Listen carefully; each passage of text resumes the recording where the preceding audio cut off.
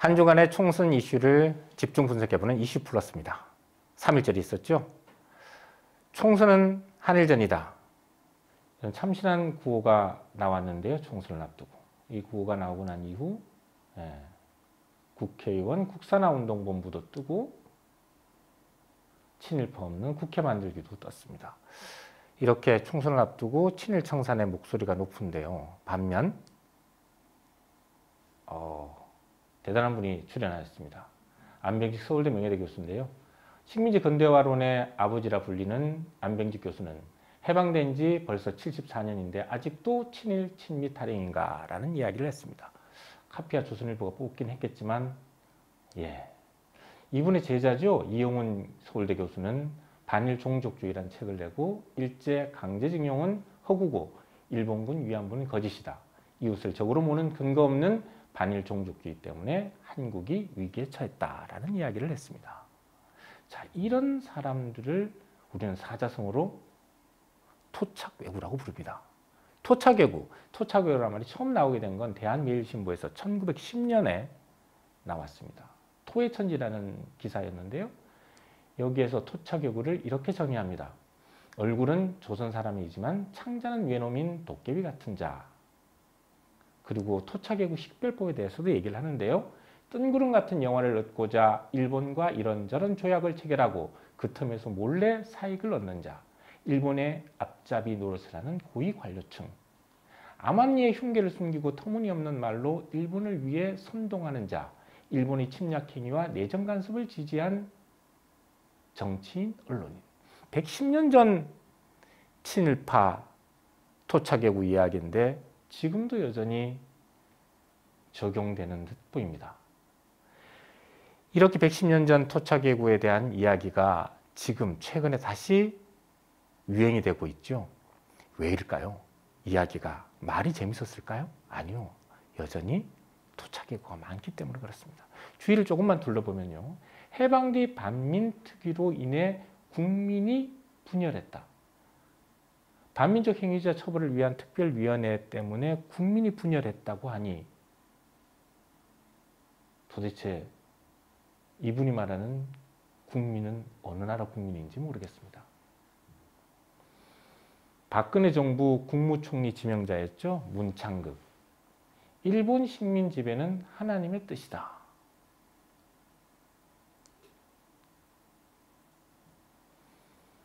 일본군 위안부는 매춘이다.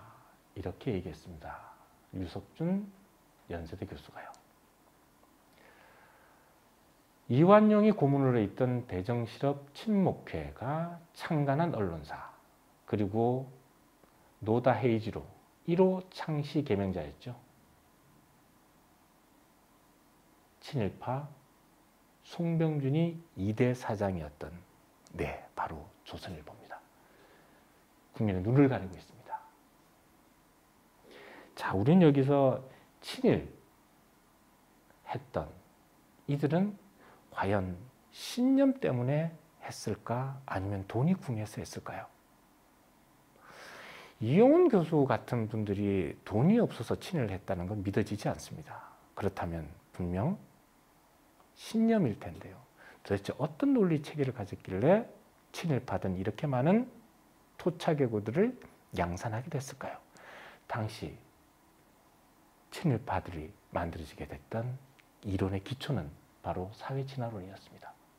그러니까 찰스 다윈의 진화론, 약육강식 적자생존이라는 진화론은 사회에 적용하게 되면 이렇게 됩니다. 힘센 나라가 힘 약한 나라를 식민 지배하는 것은 문제될 것이 없다. 억울하냐? 억울하면 힘을 길어든가. 이렇게 사회 진화론이 당시 조선에 있는 대부분의 지식인들에게 전파됩니다. 다른 나라의 식민 지배가 되는 까닭은 국민이 무식하고 게으르고 나라가 약하기 때문이다. 그래서 독립운동 대신 애국개몽운동을 하자고 주창했던 윤치호, 유길준 사회진화론자들이었습니다. 조선은 열등하니 계몽을 통해 민족성을 개조하는 것이 필요하다라고 얘기했던 춘원, 이강수, 토산, 안창호, 이들도 민족개조론, 실력 양성론자들이었습니다. 일본에 대한 열패감까지 생기게 됩니다. 일본이 청일전쟁에서 승리할 것이라고 생각하지 못했거든요. 여기에다가 1905년 러일 전쟁에까지 러시아까지 이기게 되자 세계에서 가장 큰 나라였지 않습니까? 일본은 더 이상 경쟁 상대가 되지 않는다. 일본은 우수한 민족이다. 이렇게 하나 둘 친일파가 되기 시작합니다. 여기에 이런 열패감, 이런 패배감이 생길 때쯤 일본은 내선일체, 그러니까 일본 내국인과 조선 사람은 하나다라고 하는 내선일체를 주장합니다.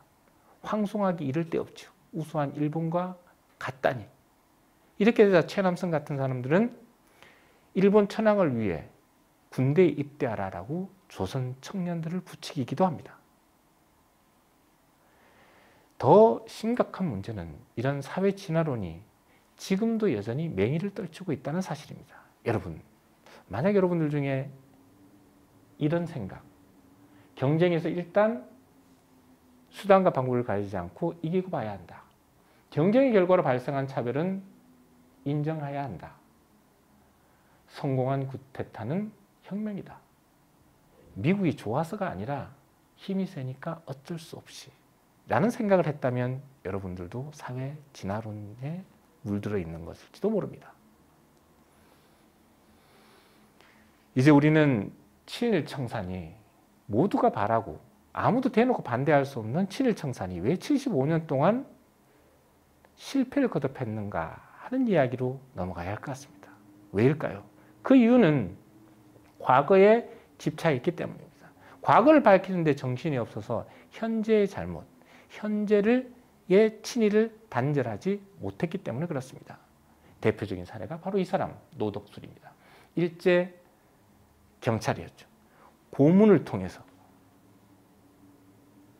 독립운동가들을 범죄자로 조작했던 인물. 노덕술이 얼마나 나쁜 짓을 많이 했는가 하는 건 이미 세상에 알려졌습니다. 하지만 그의 악행은 알려졌지만, 밝혀졌지만 그 악습을 이근한 정형근을 단죄하지는 못했습니다. 노덕술의 아들, 딸이 궁금해서는 필요가 없습니다. 그의 악습을 누가 이었는가, 그것을 어떻게 단절할 것인가가 중요합니다. 그래서 친일청산의 싸움터는 주전장은 지금 이 순간 여기입니다. 친일 악습을 누가 이어받았는가, 그들은 지금 어떻게 움직이고 있는가, 토착외구와 일본은 어디로 연결되어 있는가, 여기에 집중해야 합니다. 그리고 우리는 이 선을 끊어야 합니다. 그것이 바로 친일 잔재를 정리하는 것입니다. 한홍구 교수는 이렇게 말했습니다. 친일파 범위를 좁혀서 누가 봐도 저놈은 때려 죽일 놈이다로 한정해서 친일이라는 범죄는 절대 용서할 수 없는 잘못으로 낙인 찍어야 한다. 전적으로 옳은 이야기 같습니다. 사실 친일파들을 많이 청산할 수 있으면 좋지요. 하지만 그 기회를 우리는 잃었습니다. 1945년 8월 15일 당시에 했었어야죠. 그때 했으면 증언할 사람도 많고 증거도 넘쳐났습니다. 하지만 우리는 그 기회를 잃었죠. 왜요? 바로 반민특위가 해산되면서 그렇습니다.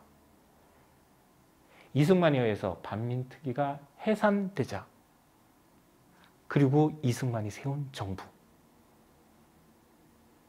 관료 122명 중에 57명이 친일파였습니다. 국회의원 851명 중에 338명이 친일파였습니다. 여기에 총경급 70%가 밀정이었습니다. 검경 40%가 밀정이었습니다. 육군 참모 총장을 했던 8명 모두가 일본군 만주군 출신이었습니다. 그리고 다카키 마사오, 박정희가 다시 친일을 부활하죠. 박정희 시대를 친일 부활로 보는 이유는 다카키 마사오, 박정희가 일본 만주군 장교 출신이었기 때문에 한일 기본 합의서를 굴욕적으로 체결했기 때문에 맞습니다. 하지만 더 큰 이유는 일제강점기 때 있었던, 그가 배웠던 것을 60, 70년대 집권하고 난 이후 그대로 적용했기 때문에 더더욱 그렇습니다. 대표적인 사례가 주민등록증입니다. 주민등록증은 1968년 121 사태, 그러니까 김신조가 청와대를 습격하던 사태 이후에 간첩을 식별해야 되겠다면서 주민등록증을 발행합니다. 그리고 주민번호를 부여하죠. 그런데 이 주민등록증이 바로 일제강점기에 우리 조선 사람들을, 조선의 독립운동가들을 쏙가내기 위해서 만들었던 조선 기류령에 기초한 것이었습니다. 쇼와 유신을 본떠 만든 10월 유신, 교육시설을 본떠 만든 국민교육헌장, 새로운 마을 만들기를 본떠 만든 새마을운동, 여기에 애국조례, 교련조례, 두발단속, 신체검사, 복장검사, 쥐잡기, 재건체조, 조기청소, 매스게임, 교련까지 모두 일본을 본떠 만든 것입니다. 자, 이제 우리는 해방 75년을 맞았습니다. 친일청산 어떻게 해야 될 것인가? 친일청산의 방법은 토착애고 친일파가 가지고 있는 부와 명예와 권력을 다시 되찾는 길입니다. 부는 친일 반민족 행위자 재산 환수법을 만들어서 다시 돌려받아야 됩니다. 명예는요, 최소한 친일파들이 훈장을 받도록 그대로 두어서는 안 되지 않습니까? 소운을 취소해야 합니다. 국립묘지에 친일파가 안장돼 있다는 건 말이 되지 않습니다. 이장해야 합니다. 그리고 더 중요한 것은 바로 권력입니다. 친일파들을 가지고 있던 권력을 뺏어야죠. 지금 시험 쳐서 판검사가 된 사람들, 공무원이 된 사람들, 그 권력을 뺏을 수는 없죠. 하지만 말입니다. 투표를 통해서 만들어진 권력, 선출된 권력은 국민 마음대로 할 수 있습니다. 다행스럽게도 우리에겐 4월 15일 총선이 있습니다. 김구 선생님은 말했습니다. 나에겐 한 발의 총알이 있다면 외놈보다 나라의 민주주의를 배신한 매국노 변절자를 1000번, 100번 먼저 처단할 것이다. 왜? 외놈보다 무서운 적이니까. 우리에게도 한 장의 투표권이 있습니다. 이슈플러스 강호석이었습니다. 고맙습니다.